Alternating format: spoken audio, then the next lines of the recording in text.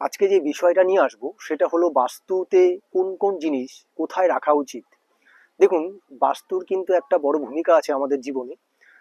অনেক ক্লায়েন্টের প্রশ্ন থাকে যে দাদা আমরা বাড়িতে আলমারিটা কোথায় রাখবো। দেখুন, আলমারির একটা বড় গুরুত্ব আছে বাড়িতে।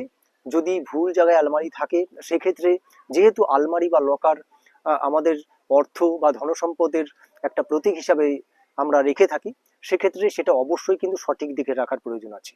সেক্ষেত্রে একটা দিক আছে বাস্তুর, যেই দিকটা কিন্তু বাস্তুতে আলমারিটা রাখা যায়, সেটা হচ্ছে নৈঋত কোণ।